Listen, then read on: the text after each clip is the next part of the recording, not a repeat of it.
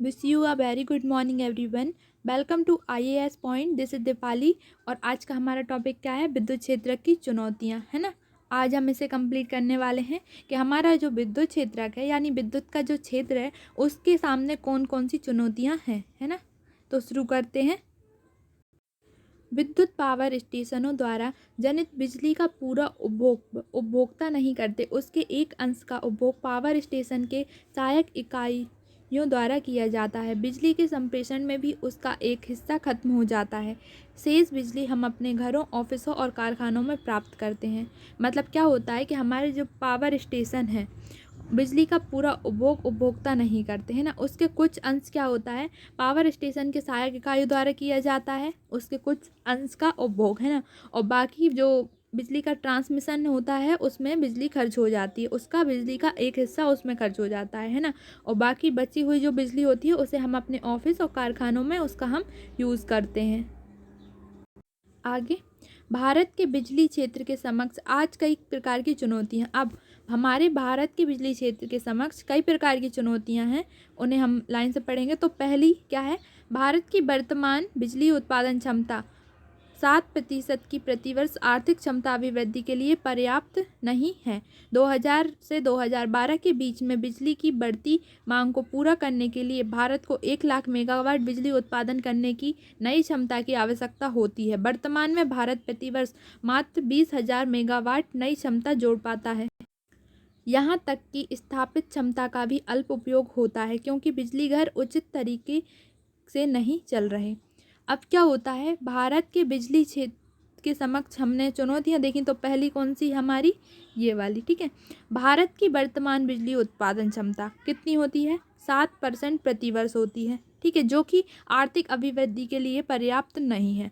2020 से 12 के बीच बिजली की बढ़ती मांग को पूरा करने के लिए 1 लाख मेगावाट बिजली उत्पादन करने की नई क्षमता की जरूरत पड़ी, लेकिन फिर भी वर्तमान में भारत की प्रतिवर्ष में 20,000 मेगावाट क्षमता जोड़ पाता है। यानी अभी भी वर्तमान में भी भारत प्रतिवर्ष केवल कितनी जोड़ पाता है? 20,000 मेगावाट नई क्षमता जोड़ पाता है। यहाँ तक कि स्थापित क्षमता का भी अल्प उपयोग होता है क्योंकि बिजली घर उचित तरीकों से नहीं चलते हैं, है ना। सेकंड चुनौती क्या है? राज्य विद्युत बोर्ड जो विद्युत वितरण करते हैं की हानि 500 बिलियन से ज़्यादा है। इसका कारण संप्रेषण और वितरण का नुकसान, बिजली की अनुचित कीमतें और अकार्यकुशलता है। कुछ विद्वानों का यह मत है कि किसानों को विद्युत का वितरण ही नुकसान का प्रमुख कारण है। अनेक क्षेत्रों में बिजली की चोरी होती है जिससे राज्य विद्युत निगमों को और भी नुकसान होता है। अब क्या होता है? दूसरा कारण हमारा क्या है? राज्य विद्युत बोर्ड जो विद्युत वितरण करते हैं, यानी हमारा जो राज्य विद्युत बोर्ड जो कि विद्युत वितरण करता है उसकी हानि 500 बिलियन से ज़्यादा है ना। उसका कारण क्या है? संप्रेषण और वितरण, यानी हम जो बिजली का ट्रांसमिशन करते हैं वो और बिजली को बांटते हैं वो, है ना। इससे नुकसान बिजली की अनुचित कीमतें और अकार्यकुशल। और क्या है? बिजली की अनुचित कीमतें यानी कि उचित कीमतों पर बिजली नहीं दी जाती है, और अकार्यकुशलता यानी ठीक तरीके से कार्य नहीं किया जाता है। कुछ विद्वानों का ये भी मत है कि किसानों का विद्युत का वितरण ही नुकसान का प्रमुख कारण है, यानी किसानों को दी जाने वाली बिजली ही विद्युत वितरण का प्रमुख कारण और नुकसान है। अनेक क्षेत्रों में बिजली की चोरी होती है जिससे राज्य विद्युत निगम को और भी नुकसान होता है। अब क्या होता है? कई क्षेत्रों में विद्युत की चोरी हो जाती है जिससे हमारी जो राज्य विद्युत निगम है उसे काफ़ी नुकसान होता है ना। तो अब हमारे आगे तीसरी चुनौती क्या है? तीसरी चुनौती है बिजली के क्षेत्र में निजी क्षेत्र की भूमिका बहुत कम है, विदेशी निवेश का भी यही हाल है। अब हमारे तीसरी चुनौती क्या है? बिजली के क्षेत्र में निजी क्षेत्रक, यानी हमारी जो बिजली का क्षेत्र है उसमें हमारे जो निजी क्षेत्रक हैं उनकी बहुत कम भूमिका होती है, और ये बहुत बड़ी चुनौती है ना। चौथी चुनौती क्या है? चुनौती चौथी हमारी क्या है? भारत के विभिन्न भागों में बिजली की ऊंची दरें और लंबे समय तक बिजली गुल होने से आमतौर पर जनता में असंतोष है। भारत के थर्मल पावर स्टेशन जो कि भारत के बिजली क्षेत्र के आधार हैं, कच्चे माल और कोयले की पूर्ति में कमी का सामना कर रहे हैं। अब चौथी चुनौती क्या है? हमारे जो भारत के विभिन्न भागों में बिजली की दरें ऊंची होती हैं, यानी बिजली के दाम जो होते हैं वो काफ़ी ऊंचे होते हैं, और लंबे समय तक बिजली गुल होती है, जिससे जनता में असंतोष होता है ना।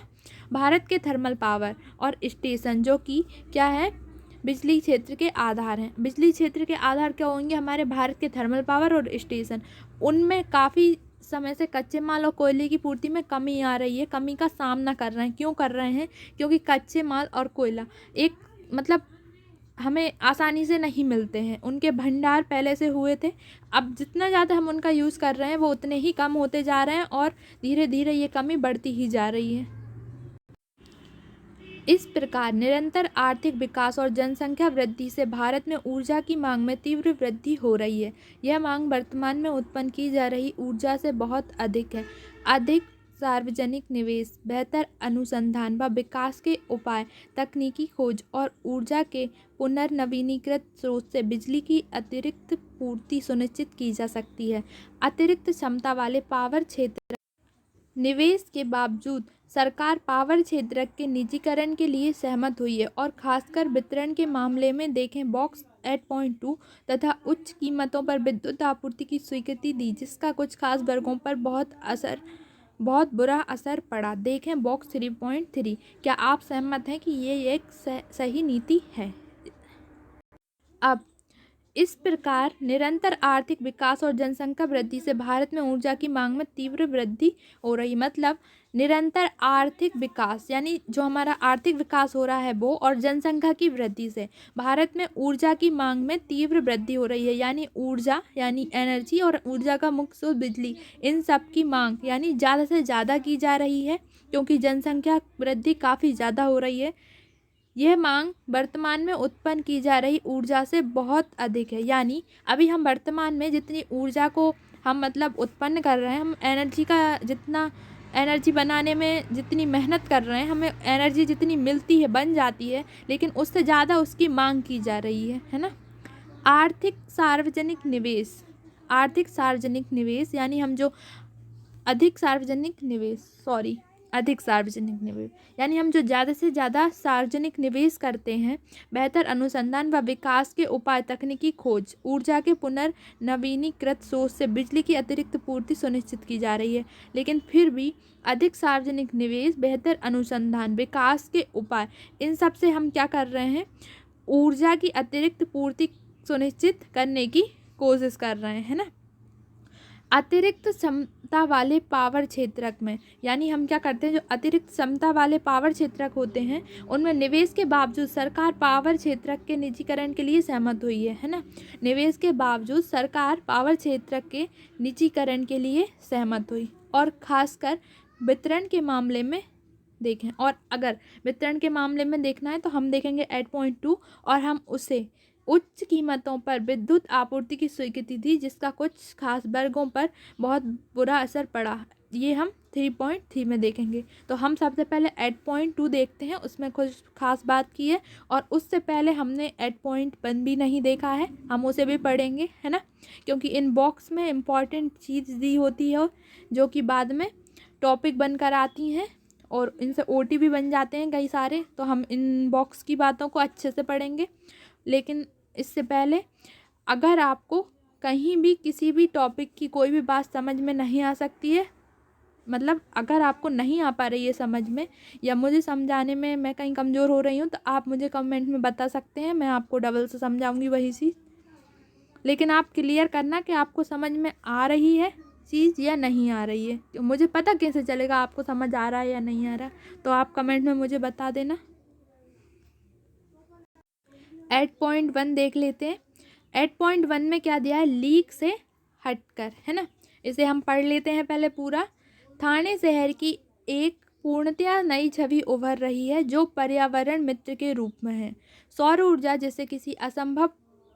जिसे कभी असंभव माना जाता था कि बड़े पैमाने पर प्रयोग द्वारा वास्तविक लाभ मिले हैं तथा लागत और ऊर्जा की बचत हुई है। इसका प्रयोग पानी गर्म करने, विद्युत चलित यातायात, प्रकाश व्यवस्था और विज्ञापन होर्डिंगों को प्रकाशमान करने के लिए किया जाता है। ठाणे नगर पालिका का इस अद्वितीय प्रयोग में अग्रणी स्थान है।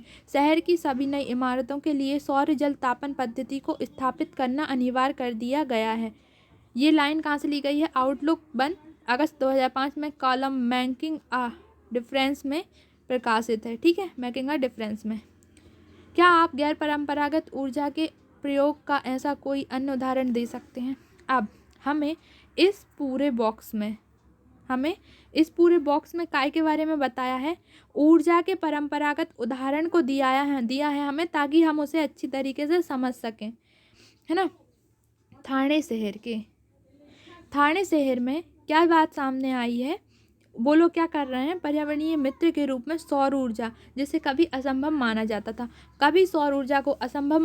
था, उसका वह वास्तविक रूप से लाभ ले रहे हैं, है ना। कैसे? बड़े पैमाने पर प्रयोग द्वारा वास्तविक लाभ मिले, लागत और ऊर्जा की बचत हुई। उन्होंने सौर ऊर्जा को ऐसा बनाया जिससे बड़े पैमाने पर वास्तविक लाभ मिले और उससे लागत और ऊर्जा की बचत हो। इसका प्रयोग वो पानी गर्म करने में कर रहे हैं, विद्युत चालित यातायात, प्रकाश व्यवस्था और विज्ञापन होर्डिंग। आपने देखा होगा ना, हम सोलर कुकर, ये तो बहुत पहले से चल रहा था, सोलर पैनल वगैरह, तो विद्युत चालक यातायात, है ना, प्रकाश व्यवस्था, हम जो रोड पे आपने देखा होगा जो बल्ब लगे होते हैं, मतलब बड़ी बड़ी सिटी में लगे होते हैं, छोटी जगह ये मुश्किल है अभी, लेकिन आने वाले समय में काफ़ी जल्दी लग जाएंगे, छोटे शहर और गांव में भी। बड़े बड़े शहरों में देखा होगा जो रोड पे जो बल्ब लगे होते हैं वो किसी इन्वर्टर या किसी भी ट्रांसफार्मर से नहीं जलते हैं, बल्कि उन्हें सोलर एनर्जी द्वारा मतलब जोड़ा जाता है, जिससे क्या होता है, दिन में सूर्य के प्रकाश से वो चार्ज होते हैं और रात को वही जलते हैं, है ना।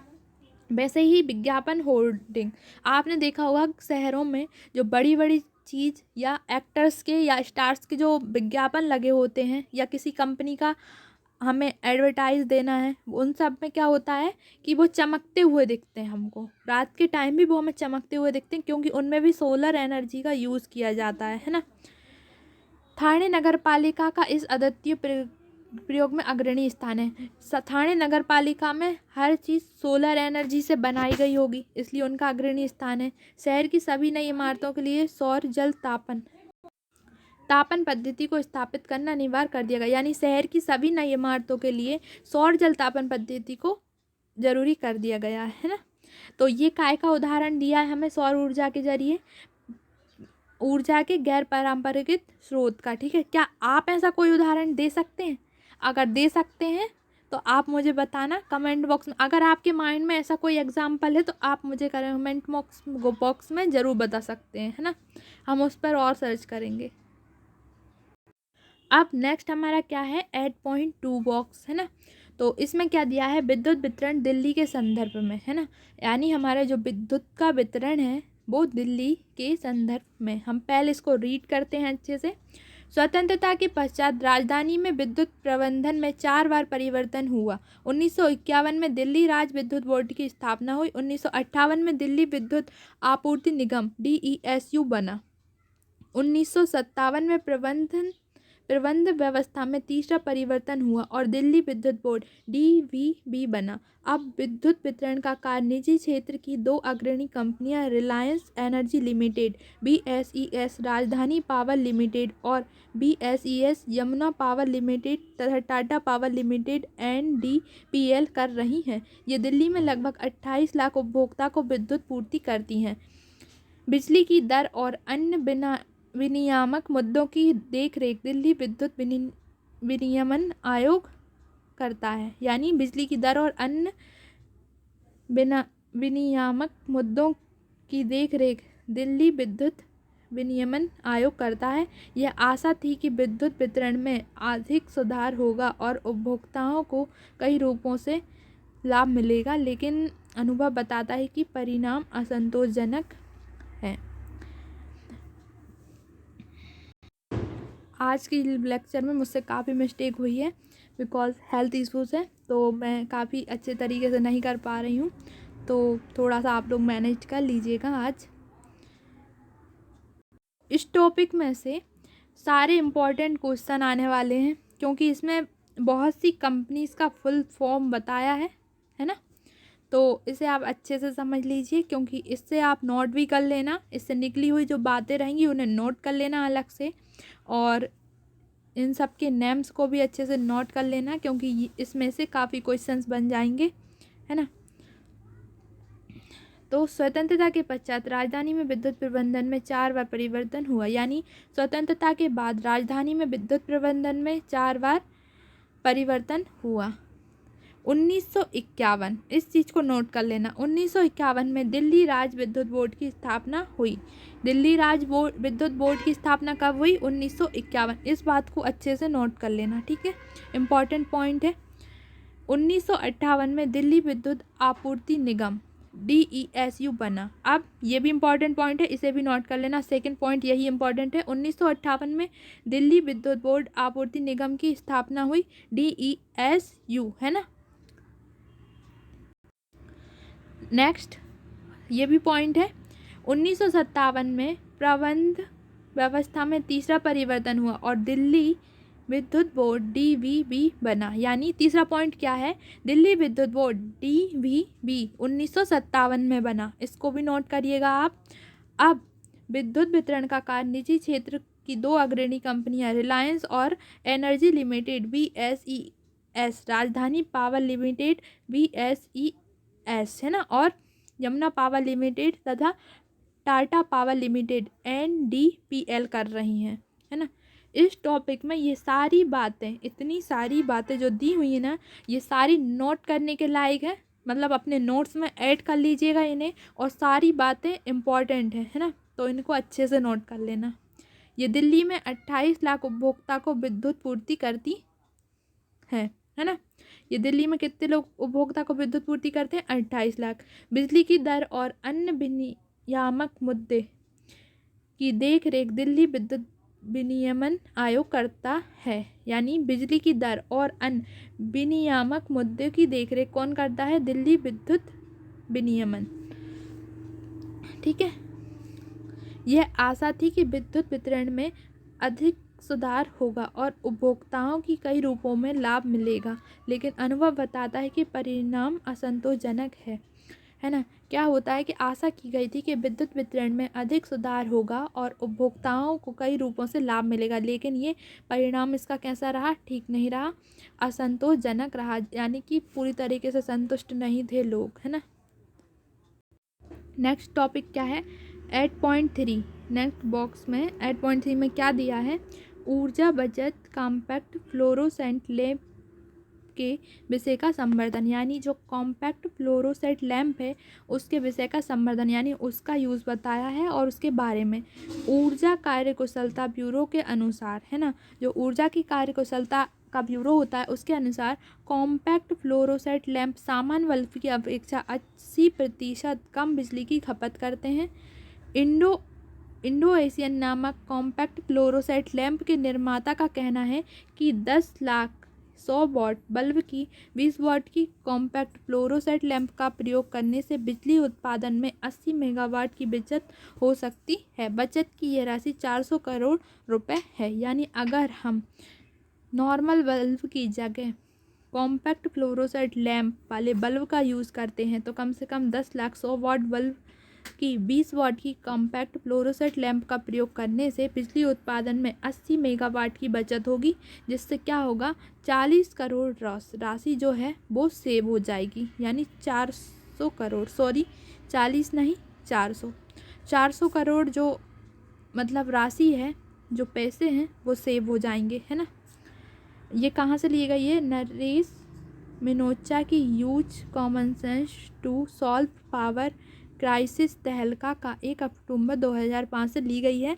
तो अगर हम नॉर्मल बल्ब की जगह कॉम्पैक्ट फ्लोरोसेंट लैंप सामान्य इन वाले बल्ब का यूज़ करते हैं तो कम से कम 80 मेगावाट की बचत होगी और 400 करोड़ रुपए की बचत होगी, ठीक है। ये सारे इम्पोर्टेंट हमने बॉक्स में पढ़ लिए। अब हमारा कल का टॉपिक क्या है? स्वास्थ्य आधारिक संरचना के इम्पोर्टेंट में से हमने एक विद्युत को कंप्लीट कर लिया। ऊर्जा के अंदर विद्युत थी, है ना। अब नेक्स्ट क्या होगा? स्वास्थ्य, इसे हम कल से स्टार्ट करेंगे। Thank you.